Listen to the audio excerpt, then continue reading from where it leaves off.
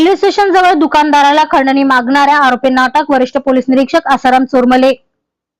Sitabardi police ठाण्याचे वरिष्ठ police निरीक्षक आसाराम चोरमले यांनी 13 मेला दुपारी 4 वाजता दिलेल्या माहितीनुसार रेल्वे स्टेशन जवळ नाश्त्याचे दुकान लावणाऱ्यांना 50,000 रुपये खंडणी मागणाऱ्या 3 आरोपींना सीताबर्डी पोलिसांनी सापळा रचून इमामवाडा व अजनी हद्दीतून 11 मेला दुपारी 2 वाजताच्या सुमारास अटक केली आहे. आरोपी विरुद्ध गुन्ह्याची नोंद करण्यात आली असून पुढील तपास पोलीस करीत आहे. याबद्दलची अधिक माहिती वरिष्ठ पोलीस निरीक्षक आसाराम चोरमले यांनी दिली आहे. खंडणीचा गुन्हा सीताबर्डी पोलीस स्टेशनला दाखल झाला होता.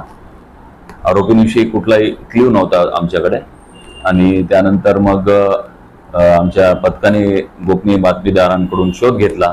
तर त्यामध्ये आरोपी चेतन प्रमोद गोखले हुडकेश्वरचा राहणार आहे, सोमनाथ उर्फ बाळू राजू जाधव मानेवाड्याचा राहणार आहे आणि संजय दीना झोले बारशिंगल बोरकर नगरचा राहणार आहे. हे निष्पन्न झाले आणि पथकाने त्यांना ताब्यात घेऊन त्यांच्याकडे चौकशी केली असता त्यांनी सांगितलं की आम्ही या कामासाठी त्यांना खंडणी मागितली होती आणि फिर्यादी हे मोहननगर सदर पोलीस स्टेशनच्या हद्दीतील राहणार आहेत. ते स्वतःचं तिथे एक खाद्य दुकान पोह्यांचं दुकान चालवतात आणि जर इथे दुकान चालवायचं असेल तर आम्हाला 50,000 रुपये खंडणी द्यावी लागेल. यावरून त्यांनी त्याला मारहाण केली होती आणि 5-6 दुकानांची सामानांची फेकफाक केली होती.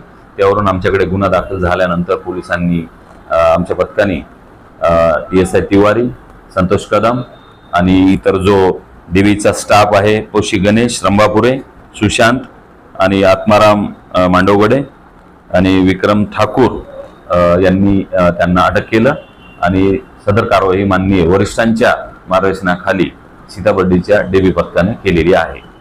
आरोपींवर यापैकी चेतन गोखले याच्यावर जुने गुन्हे नोंद आहेत आणि सोमनाथ उर्फ बाळू जाधव हा तडीपार होता. याच्यावर सुद्धा बरेचसे गंभीर अपराध नोंद आहेत. धन्यवाद.